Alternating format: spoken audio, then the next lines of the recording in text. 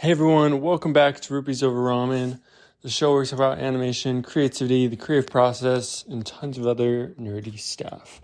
And welcome to all of those of you who this is your first podcast. I talk about animation, talk with artists, and sometimes I just ramble about random art stuff while walking around.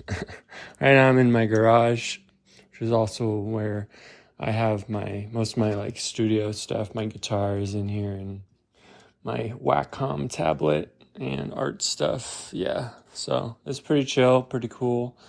I've been feeling like that energy, from, I think it's in the Amazing Spider-Man 1 with Andrew Garfield. And it starts playing Gone, Gone, Gone. It's like, the when life leaves you high and dry. And he's moving everything around in his room and trying to figure this mystery out about where his dad has gone. Kind of feel that energy. Just want to walk around and imagine and create and make. And I've been feeling like I want to do some more traditional art. And yeah, I don't know. It's weird. It's weird recording this podcast because you record it and you hope that it does well, but sometimes it doesn't. And you're like, am I doing something wrong, or is it not reaching the right people? What am I supposed to do differently? It's kind of interesting. Yeah. Still on my 30-day digital declutter. In the last episode, I called it detox, and that was a little mistake, I guess. And so it's a declutter to just simplify. So far, the things I've been able to work on are walking and watercolors and some sketchbook and Blender stuff and some piano and guitar stuff too. Yeah. I don't know. It's tough. I'm trying to figure out. I was talking with my mom, and one of the things that she was talking about would be cool to talk about is art therapy. And I'm not an art therapist. I don't have the degree or certification for that. But I do think that about that kind of thing as something that's really cool, because art can be, and creativity can sometimes be really stressful, like procrastination or art block. And art therapy is kind of the total opposite of that. It's a healing process. I know really nothing about it, but I think it could be super cool. Yeah. And I don't know. I just want to help people more, and I'm trying to figure out ways to do that. Still trying to figure it out, I guess I don't know. This episode's going to be all over the place.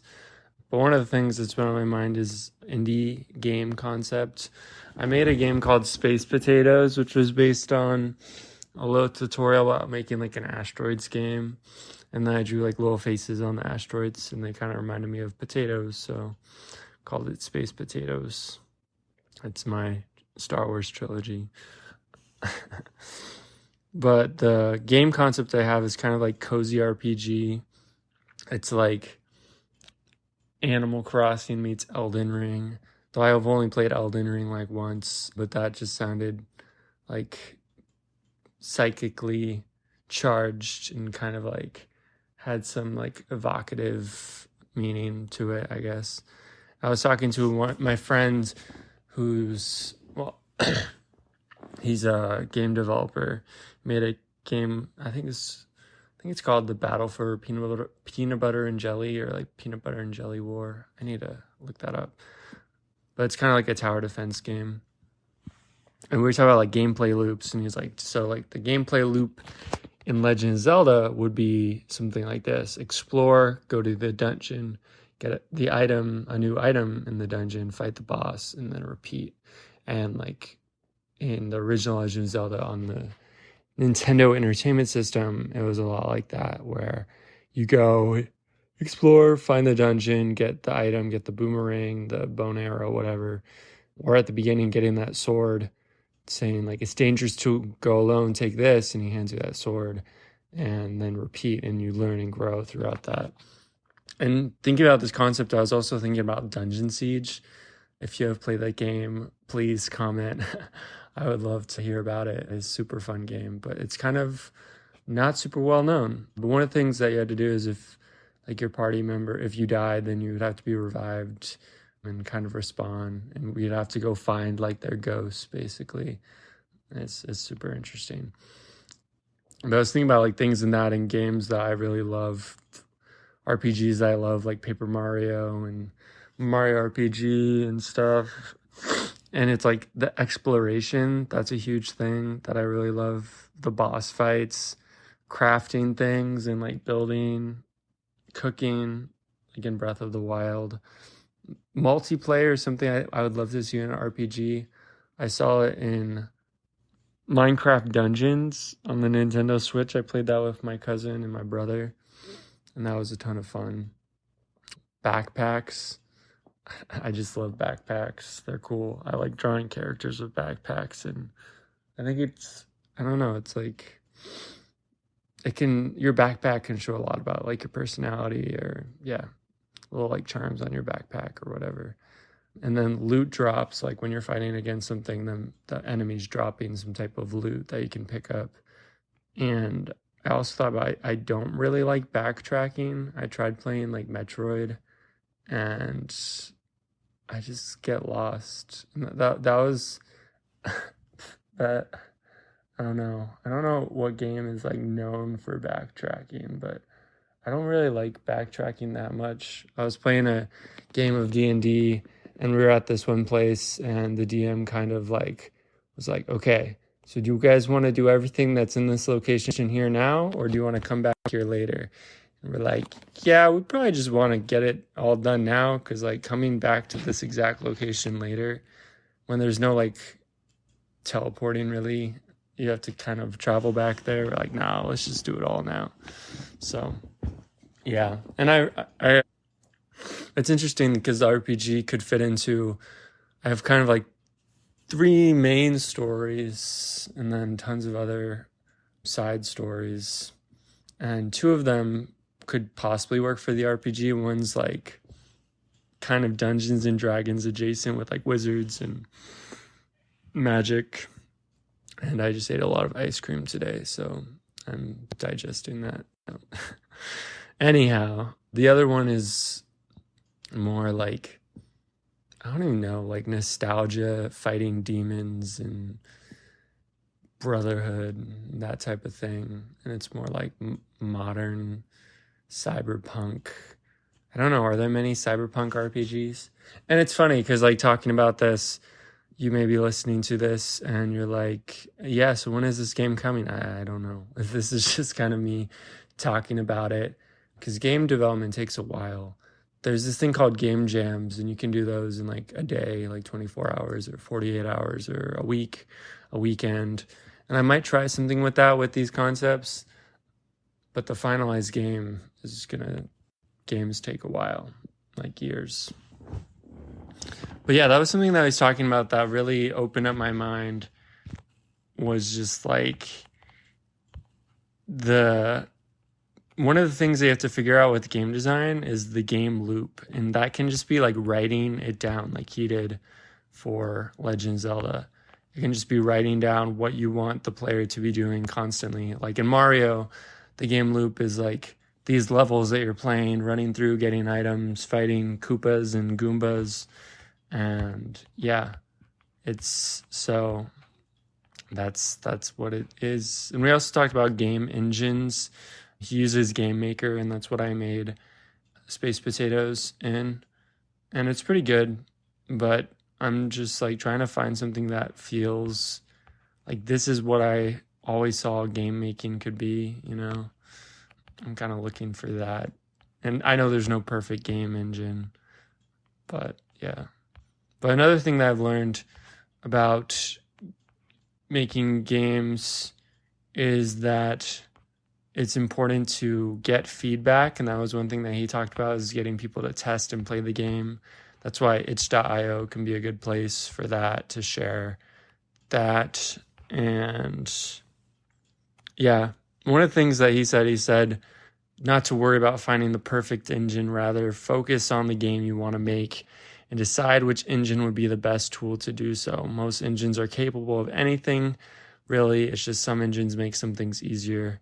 For example, Game Maker, you can make a 2D pixel game really fast.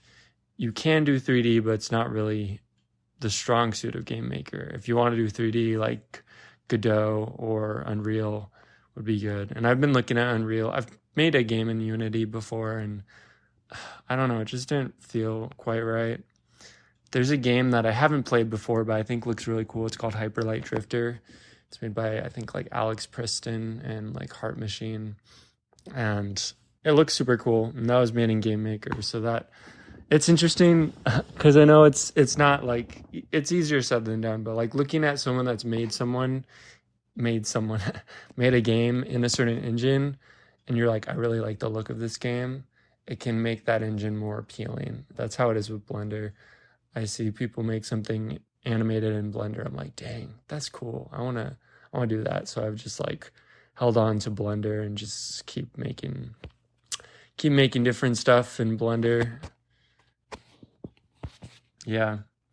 But making games has been a thing that I found that I wanted to do. And I even had, when I was thinking probably in high school, I did this project and I made this little game case, and it says like game designer, and has like Mario and Pac-Man and Sonic and stuff and Kirby and tons of different little graphic design stuff that I put together.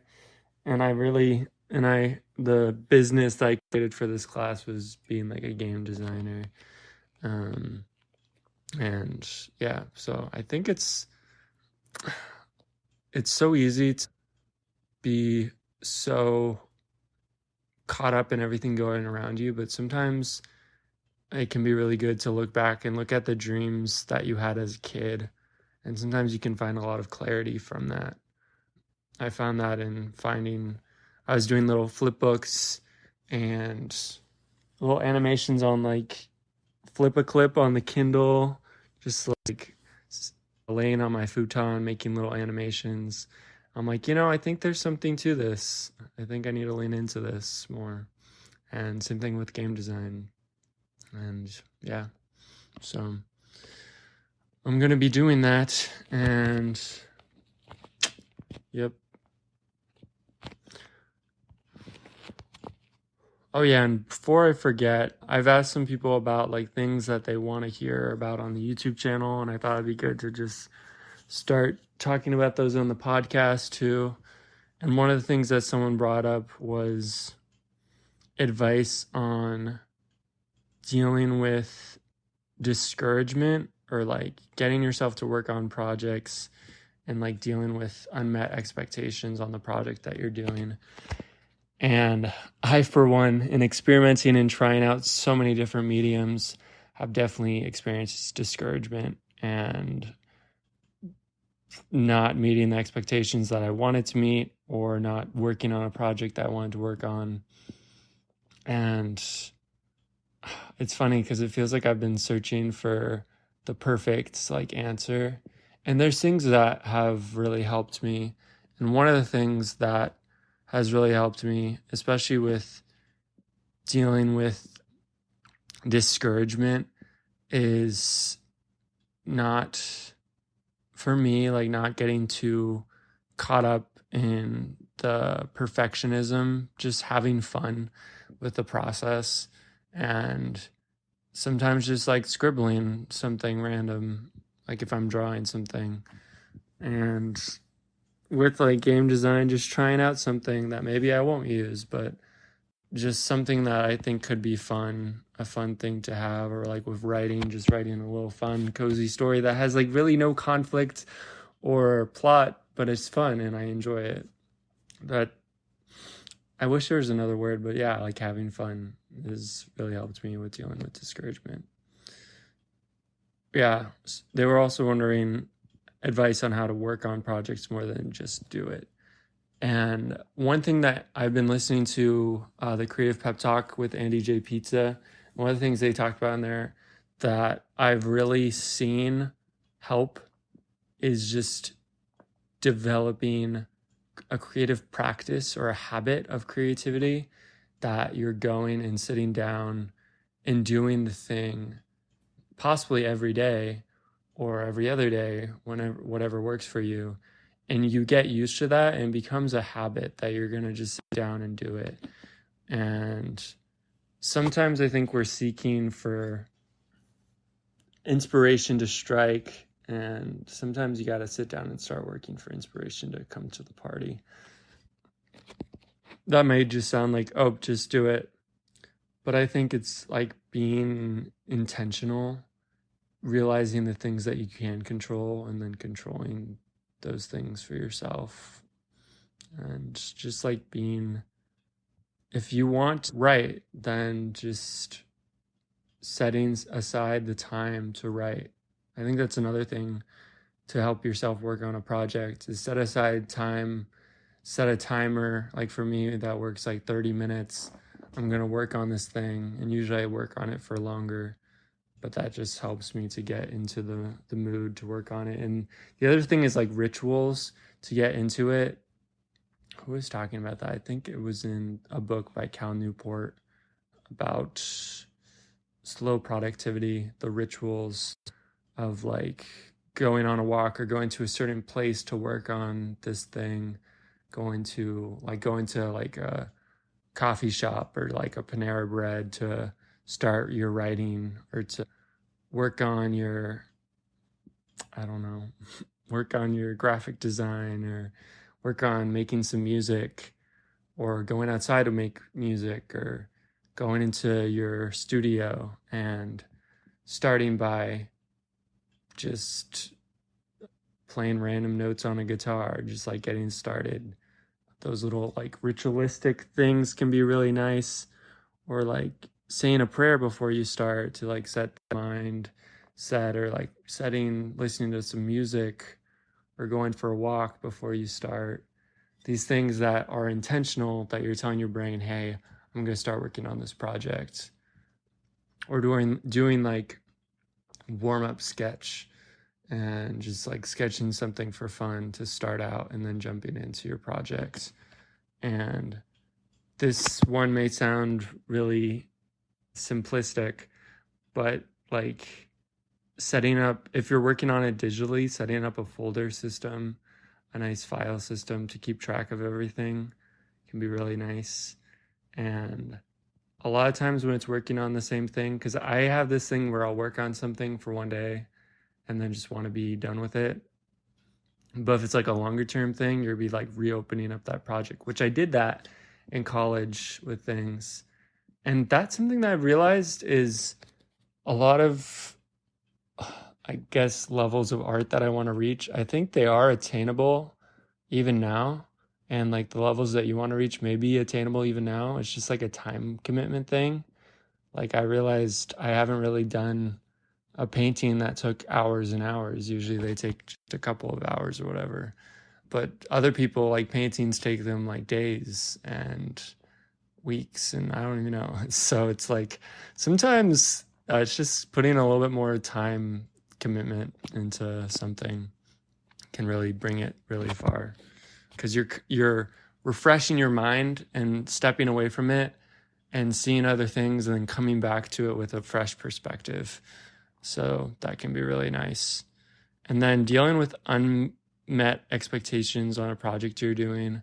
Like if it's not turning out how you would like it to, sometimes that's a time to try something different. Like I was making a Teenage Mutant Ninja Turtles animation, and I wanted to do it as like 2D, like hand-drawn, animated, but start out with like a 3D model type thing, and then like draw over it.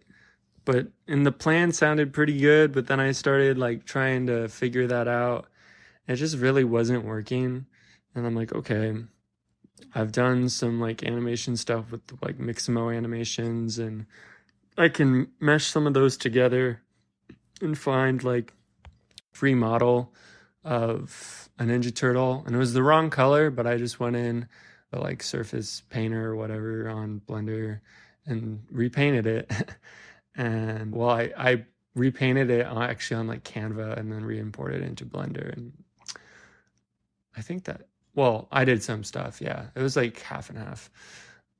But yeah, and just had like the Ninja Turtle surfing on his surfboard and then turning, and then the name of this Twitch streamer like behind it, and it turned out pretty good. And I think if I would to go and work on it again, like I could maybe make it better. But sometimes it's just moving on to the next project and kind of sending that, publishing it, making it, sending it out there, and then moving on to the next thing. And each project, learning something new, trying something new, and you get into this habit of learning and trying something new. And yeah, for me, another thing is like finding a program with like digital art that I really love and want to learn more about, and then making projects in that thing. Like one of those things is Blender. So that's been really good. And I've been trying Pencil 2D with animation, and that's been kind of cool too. And yeah, but you also don't have to be super tied to a certain tool. You can try out different mediums. And I've actually been wanting to try like traditional painting because I've been watching some things. There's a thing on BYU TV. It's called Artful. And there's this one guy that like does these awesome, I think they're like oil paintings, but he does them just based on like photos on his phone. And they're just super like awesome and cool. I really love like that impressionistic style. I'm definitely not like a photorealistic type artist, but like drawing an impressionistic painting, like a Van Gogh style painting from a photo that you took on your phone. It's just like there's something, I don't know, old but also fresh, I guess, about it. I don't know. Yeah. Yeah, I don't know. It's interesting.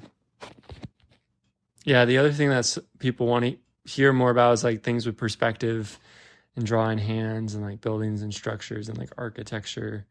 So I was thinking about like the principles of perspective and like first or like 1 point perspective and 2 points perspective and 3 point perspective. And with drawing hands, it's like drawing from your own hands. And just like for me, something that's helped me with drawing hands is making it more fun. So I'll draw the hands like in a peace sign or like rock on sign, and put like cool like magic effects around the hands, or like put rings on the hands, or like a bracelet because I like wear bracelets. I like put those on the hands, make it more personal, make the hand a character. That's helped me a little bit in drawing hands, but I still need to work on it. With architecture, I think just like drawing from life and photo reference too, but just like start drawing architecture from life. And you can use a ruler, but you can also just draw it in your sketchbook or in whatever art program you're using, and just like start drawing the structures you want to start drawing, and get into that habit of looking at something and then understanding how it's structured and then drawing that structure. That's been really helpful for me. And just like looking at like those ruins and like drawing that from images on Pinterest. And you'll be amazed by the things that you can draw with reference. Reference is kind of magical. It's like people think they can't use reference, but you totally can. And like everyone is, all like professional artists use reference. And just like having even like I was working on this Howl's Moving Castle illustration of like Howl, and I had like 3 images up, and just looking at those helped me so much. And I didn't have to really like think about it. I was just like drawing Howl in my style, but looking at having those there. It's funny because I learned that works, and I just need to apply it more. Just grabbed like 3 images of something that I want to draw, and then working from that. So you're kind of bringing in all of these different stylistic choices and tastes and voices into this artwork. And it all just kind of comes together in this nice amalgamation of filtered through you of this art. Because when you're drawing it, it's gonna look like you drew it, because it's your style. And that's all your style is you drawing the thing. What does this look like when you draw it? That's your style right there. So, yeah. And it's been really cool to see different artists' styles. I have a friend who his style is much more like horror, like spooky, kind of like Tim Burton. And mine's kind of like charming, warm, cozy, more like, I would love to say like Hayao Miyazaki, but I got a long way to go. And it's interesting seeing our different arts and tastes and stuff, but still how much we love art and the things that have inspired us. And yeah, it's just cool seeing each artist's journey. And yeah, remember that your style is what this thing looks like when you draw it. Anyway, I will see you guys next time.